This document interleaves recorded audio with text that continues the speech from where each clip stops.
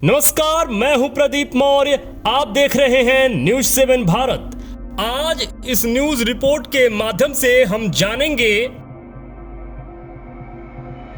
कि बुद्ध धम्म के महायान वज्रयान परंपरा का जो मंत्र था ओम मणि पद्मे हम को पाखंडियों ने किस तरीके से भ्रमित करके और इसमें से ओम को किस तरीके से चोरी किया और इस ओम मणि पद्मे हम इस मंत्र का ओम निकाल कर किस तरीके से इसे शिव शंकर या सृष्टि के आरंभ से यह मंत्र चोरी करके किस तरीके से इसका रूपांतरण और परिवर्तन किया। इस न्यूज रिपोर्ट को अंत तक जरूर देखिएगा। बीच में अगर आप वीडियो स्किप करते हैं तो जाहिर सी बात है कि आप कंफ्यूज हो सकते हैं, इसलिए अंत तक ये वीडियो जरूर देखिएगा। प्राचीन काल में भारत में महायान परंपरा से वज्रयान परंपरा का अभ्युदय हुआ है। महायान परंपरा का आरंभ भारत में स्वर्ण काल के समय में हुआ था। इस वजह से उसका विस्तार एशिया महादेश के कोने कोने में पहुंच गया, परंतु वज्रयान परंपरा का अभ्युदय स्वर्ण काल के अंतिम चरण में हुआ था। इस वजह से इस वज्रयान का प्रभाव भारत के इर्द गिर्द तिब्बत लेह लद्दाख तक ही सिमट कर रह गया था। यह वज्रयानी परंपरा है। आइए पहले इसको जानें। वस्तुतः सामान्य तौर पर कह सकते हैं कि महायान बौद्ध परंपरा में एक शाखा के रूप में उदित होते हुए नए मार्ग का निर्माण करना, जिसमें मार्गदाता गौतम बुद्ध के बताए अष्टांगिक मार्ग पर चलते हुए अवतारवाद वाले अवलोकतेश्वर यानी मार्गदाता गौतम बुद्ध को ईश्वर के अवतार वाली धारणा को महत्व दिए जाने से है।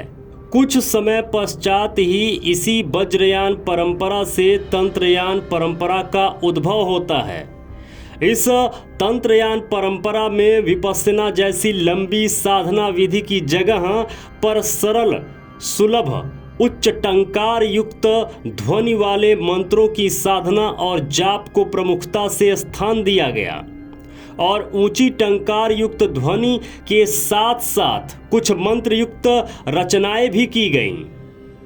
इन सभी के उच्चारण से शरीर में कंपन उत्पन्न होता था, इसीलिए साधक कहते थे कि इससे काफी लाभ होता है, परंतु यह लाभ लोगों को हुआ या नहीं इसका तो पता नहीं चला।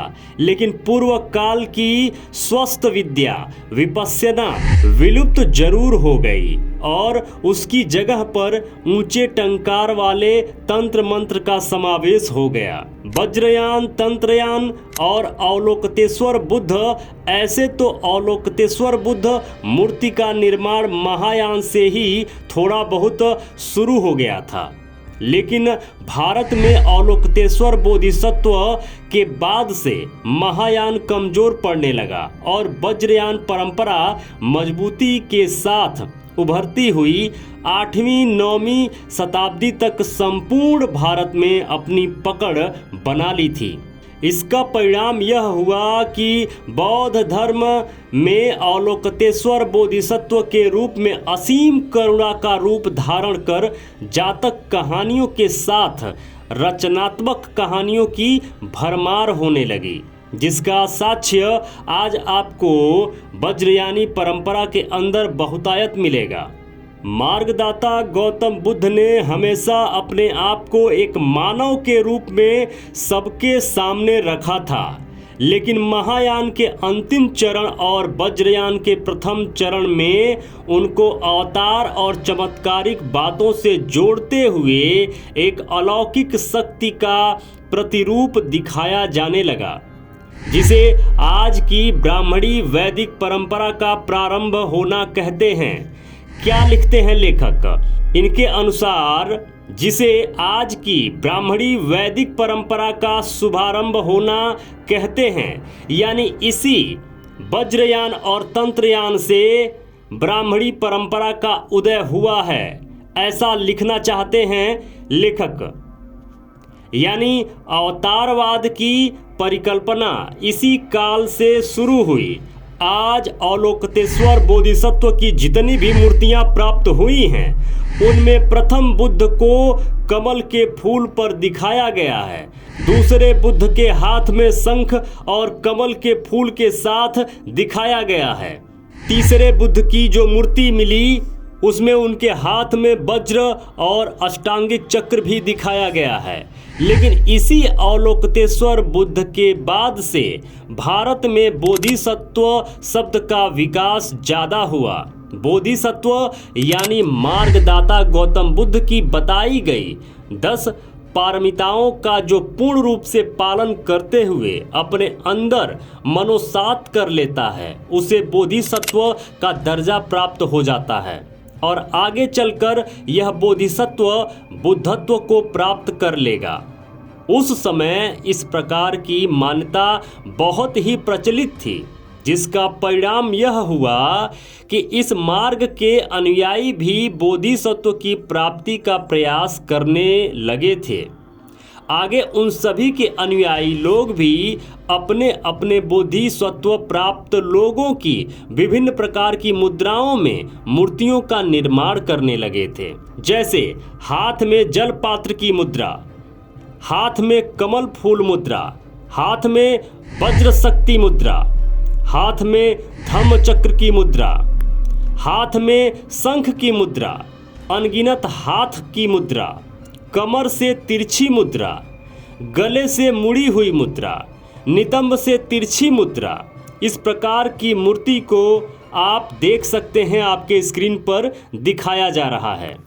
इसके बाद से ही बुद्ध और बोधिसत्व की मूर्ति में आज की ब्राह्मणी संस्कृति की देवी देवता वाली बनावट की झलक देखने को मिलने लगी थी। इन्हीं मूर्तियों को बदल कर कन्वर्ट करके या अपना कहकर वैदिक संस्कृति या फिर हिंदू धर्म के देवी देवताओं का निर्माण हुआ। इन सभी बोधिसत्वों की मूर्ति के नीचे एक मंत्र लिखा हुआ मिलता था, ओम मणि पद्मे हुम लिखा हुआ मिलता है। परंतु आज इसी ओम को लेकर वैदिक परंपरा वाले नासा और सूर्य से अपने आप को जोड़ते नहीं थकते हैं। चोरी का यह ओम शब्द लेकर खुद को महान साबित करते हुए मूर्खों को आप अपने आसपास देखते होंगे, लेकिन इस ओम को कहाँ से लिए हैं यह आज तक वैदिक अनुयायी वाले नहीं बताते।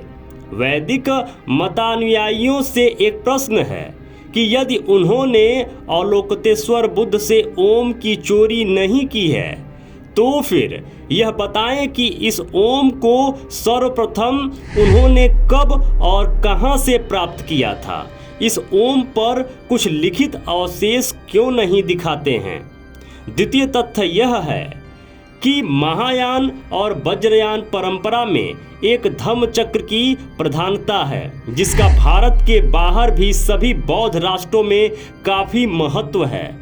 उस धम्म चक्र को आज कोई भी देख सकता है। उस पर भी हर राष्ट्र की लिपि भाषा ओम मणि पद्मे हुम लिखा मिल जाता है। वहाँ की अपनी भाषा में यह मंत्र मिल जाता है।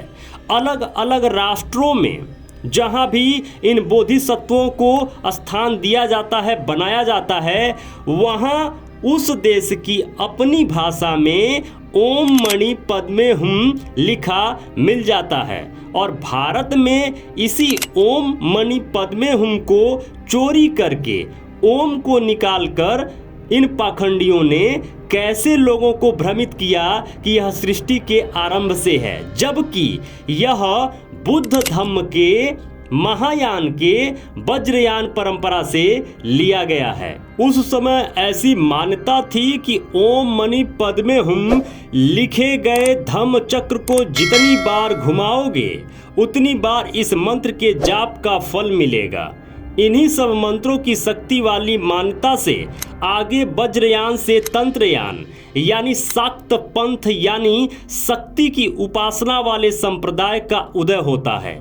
मेरे मित्रों, यदि आप चाहते हैं कि हम और हमारी टीम इसी तरीके से रिसर्च करते रहें, इसी तरीके से आपके लिए कंटेंट बनाती रहें, तो प्लीज निवेदन है, डोनेशन जरूर करें। स्कैनर स्क्रीन पर लगा हुआ है, स्कैन करके डोनेशन जरूर करें। जो भी मित्र अभी तक इस चैनल को सब्सक्राइब नहीं किए हैं, प्लीज निवेदन है अभी के अभी चैनल को सब्सक्राइब कर लीजिए। लाइक करके हमारा उत्साह जरूर बढ़ाया करिए। कमेंट बॉक्स में जरूर लिखा करिए कि ये वीडियो आपको कैसा लगा। जो भी मित्र अभी तक इस चैनल पर बने हुए हैं, ये वीडियो देख रहे हैं, आप सबको बहुत बहुत मंगल कामनाएं। नमो बुद्धाय, जय भारत।